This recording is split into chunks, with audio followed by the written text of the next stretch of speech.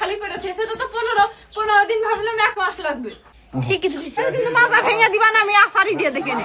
তাড়াতাড়ি বেরোন। এই দেখো বাঘ দেখেছো চাচা? দর্শক, আপনাদেরকে অনেকদিন ধরে আলম হাসান এবং মুক্তার ভিডিও দিচ্ছি না, তবে আজকে একটি চাঞ্চল্যকর ভিডিও আপনাদের সামনে নিয়ে এসেছি। আলম হাসান এবং মুক্তা দিব্যি সংসার করতেছে, ভালোভাবে সংসার করতেছে, কিন্তু মাঝে মাঝে আপনারা কি জানেন এমন এমন কাণ্ড তারা করতেছে যেটা আসলে দেখার মতো না। তারা দুজনে হঠাৎ করে মারামারি লেগে যাচ্ছে এবং হঠাৎ করে আবার ঠান্ডা হয়ে যাচ্ছে। এটা কিন্তু ক্যামেরার সামনে আমরা দেখতে পাচ্ছি, কিন্তু ভেতরে ভেতরে যে আসলে কি হচ্ছে, তারা কি তাদের ভিডিওগুলো আপনি যদি একটু ভালো করে মনোযোগ দিয়ে দেখেন তাহলে বুঝতে পারবেন যে তারা কি আসলে অরিজিনালি সত্যিকার অর্থে সংসার করতেছে নাকি সংসারের নামে আমাদেরকে ধোঁকা দিচ্ছে। দর্শক, সেটি দেখাবো আমাদের আজকের এই ভিডিও জুড়ে, সুতরাং ভিডিওটি না টেনে শুরু থেকে শেষ পর্যন্ত অবশ্যই দেখবেন। চলুন দেখে নেই তাদের এই কিচ্ছা কাহিনী, তারপর আবারও কথা বলবো, সঙ্গে থাকুন।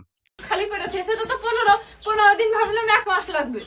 ঠিকই তো কিছু কিন্তু মাজা ভেঙে দিবা না, আমি আসারি দিয়ে দেখে নে। তাড়াতাড়ি বেরোন। এই দেখো বাঘ দেখেছো চাচা? এই যে সারাদিন পরে এই কাজ করেছে, এই ভিডিও করে দিতে পারছে না, খালি একটা দেয়াল করে দিয়েছে সারাদিন পরে। এইটা এরকম আগলা করে দিয়েছে, ওইটা এরকম একটা দেয়াল করে দিয়েছে। আসো আমি দেখাচ্ছি কি কাজ করেছে, আসো।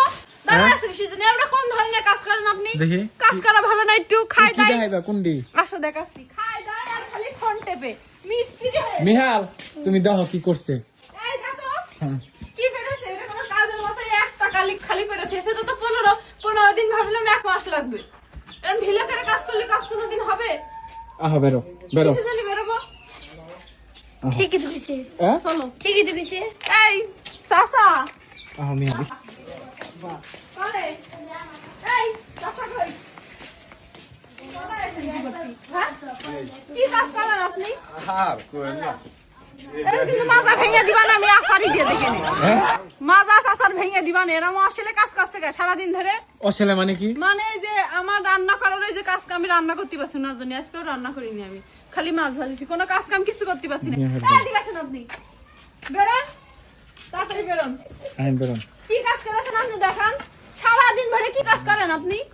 এই যে ও আলেটা কাটছি, হ্যাঁ ওই যে ওপরে নেপছি, কিসের লেফা এইটুকু আবার কাটতে কয়টা ওই সময় বালু লাগে? আনছি। আচ্ছা ভাবলাম 10 মিনিট 20 মিনিট লাগলো না, 1 ঘন্টা লাগলো, তাহলে 10টা 11টা বাজবে, ওইটা নাই 12টা 1টা 2টা 3টে বাজবে, একটা ওয়াল করতে এখন 3 ছয়টা ঘন্টা বাজতে লাগে। গেল। কিসের 3 ঘন্টা লাগে? ওয়ালি করতে?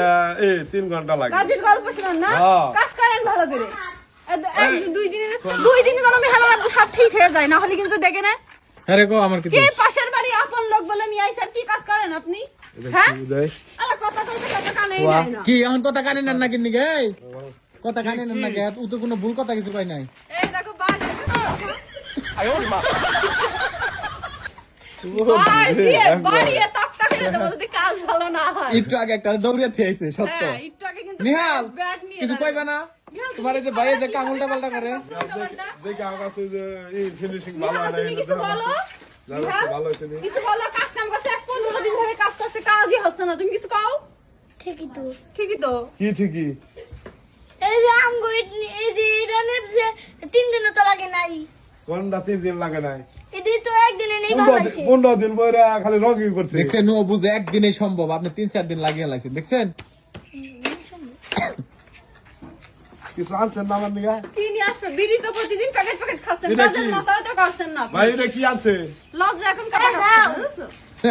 লজ্জা এখন কথা কাছে না, বিড়ি খাওয়ার জল, বিড়ি খাতে এই খারান কোন যান? খারান। আমরা দুইজন মানুষ দুপুরের সময় বাইরে গেছি। তো ওনারে নিজ দায়িত্বে কইছি, বাবা কামে লুজ দেন না, ঢিলা দেন না, একটু মনোযোগ সহকারে কইরেন। পাগলাই করছি, কই এক পাশের একটা ওয়াল খালি নেপছে, আর সারা দিন একটা কামি খালি বিড়ি খাইবো, খালি বিড়ি খাইবো। আর ইংলিশে আমি যেটা কমু হেডের বাংলা একটা অর্থ কইবো, খালি এক প্যাকেট সিগারেট দিবেন, 1 প্যাকেট সিগারেট দিবেন, আর কোনো ট্রান্সলেট করতে পারে না, এই একটাই। তুমি কি করছো ইমন? কি কাজ কাম করছো তোমরা বুঝলাম না তো, এটা কোনো আচ্ছা কালকে কি করে এটা দেখুন, কালকে দেখতাছি কি করে। আসো আসো, ইমন কই এখন আসো, থাক বাস্তব। ইমন কইতে পারে না কই ইমন কি? কালকে হ্যাঁ ওয়ালে 3টা নেই ফালাবো। হ্যাঁ ওর ভিতরে কালকে কেন লেখা হবে? কথাটা আজকে বলো। সারা হ্যাঁ, দিন কোন? লেখা হলো না, কালকে লিখো। আচ্ছা কোন, তারপরে কোন। 3টা ওয়াল নেবো, পানি দিয়ে ফুরফুরা করে রাখবেন হ্যাঁ। ওখান থেকে। হ্যাঁ ঠিক আছে? হ্যাঁ। খাওয়ার পানি দিবেন, সকালে দিবেন। আর হুকনা ওয়াল হলো 2টাই করা হবে সারা দিনে।